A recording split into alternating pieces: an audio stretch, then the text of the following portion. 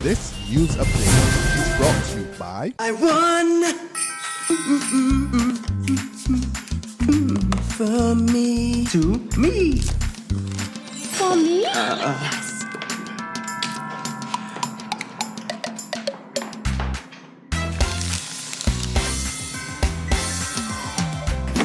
You don't need speakers, right? Upgrade to win every week with Lime. Sign up for Lime TV or broadband or purchase an iPhone 6 or Samsung Note 4. Upgrade Christmas with Lime. Welcome to the Barbados Today Afternoon Update. It's Monday, December 15th, 2014. I'm Carol Williams. A warm welcome to you. We begin with a warning to Barbados from a prominent international economist. Taran Kemwarj cautions the government against following the U.S. by weakening its currency in order to stimulate foreign direct investment. Kemwarj, an associate professor of economics at the New College in Florida, was speaking during the opening of a 3-day seminar this morning for economists and bankers at the central bank. Emmanuel Joseph was there and filed this report. Speaking on the sidelines of the seminar on monetary policy in small, very open economies, Professor Kemwarj told Barbados Today that while very rich foreigners bought up American assets because they were cheaper, the opposite would happen in Barbados if government followed suit. Kemwarj warned that if Barbados were to devalue its dollar, existing wealthy businesses would not only take their money out of the country, but the move would cause more inflation. That is why he says the seminar was aimed at developing more homegrown solutions. He says the U.S. approach wouldn't work here because Barbados doesn't have as massive and high-value manufacturing sector, for example. Professor Kemwarj also noted that Americans do not have to go abroad for vacations, for studies, or buy foreign goods. He also pointed out that the U.S. consumption remains home despite what happens to its currency. Governor of the Central Bank of Barbados, Dr. Delisle Worrell, welcomed the participants and told them that his institution would pursue policies to protect the value of its currency. While not elaborating, Dr. Worrell said excess reserves did not encourage commercial banks to lend more money. He also believes Barbados should not allow its exchange rate to fluctuate. The seminar is being attended by central bank officials from throughout the Caribbean, and over the next 3 days will examine such issues as stylized facts relating to the financial systems of small, very open economies, short-term interest rates, and imperfect competition in the foreign exchange market. From the Central Bank of Barbados, Emmanuel Joseph for Barbados Today.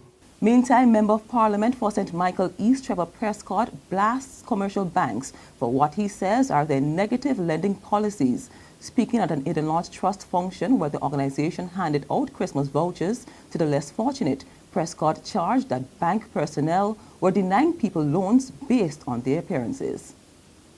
The commercial banks in this country make it very difficult for you when you walk through the doors. Just by physical appearance, sometimes people that look just like us don't feel that you're the appropriate person to come and borrow the money. And they ask you some questions. They stipulate all kinds of conditions that before you spend the first 5 minutes, you know that the answer is no. The economic crisis has forced one government member of parliament to scale back his annual children's Christmas party. MP for St. Michael West Central, James Paul, who held the activity this weekend, says he was unable to give gifts this year due to insufficient funds.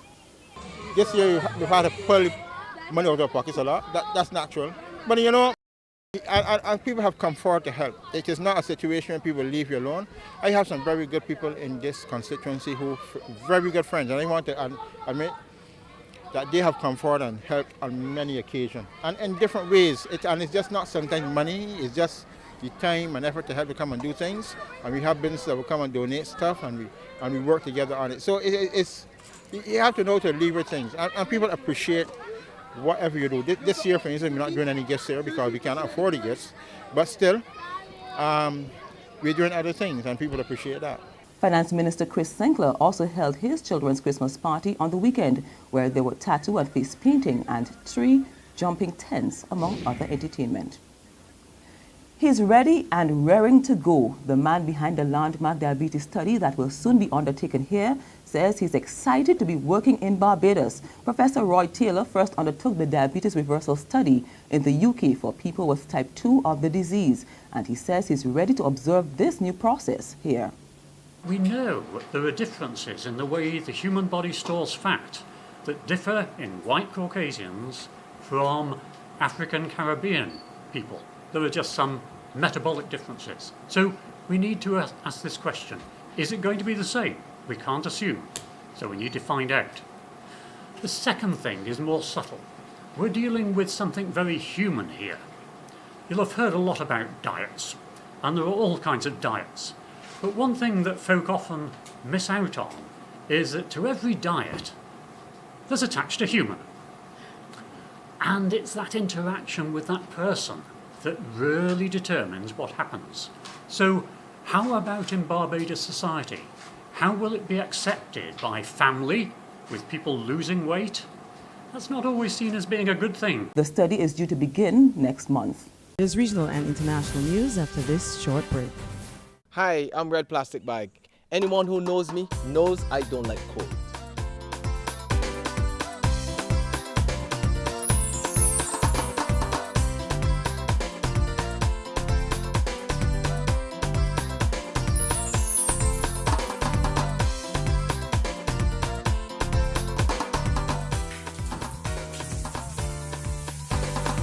Sunshine reigns in my country. I love it.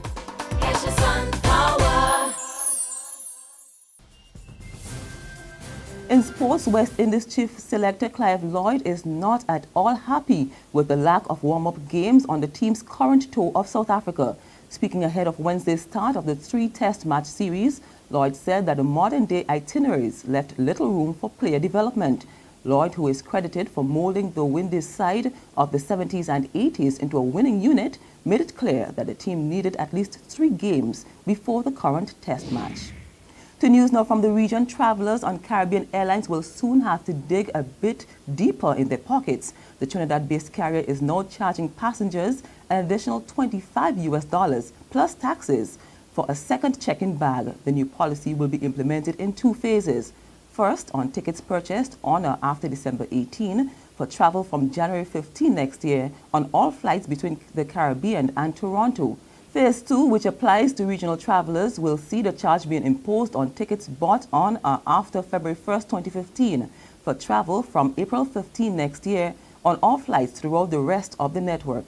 The airline says it was left with no choice but to implement the policy since most of its competitors are charging passengers for all their checked baggage.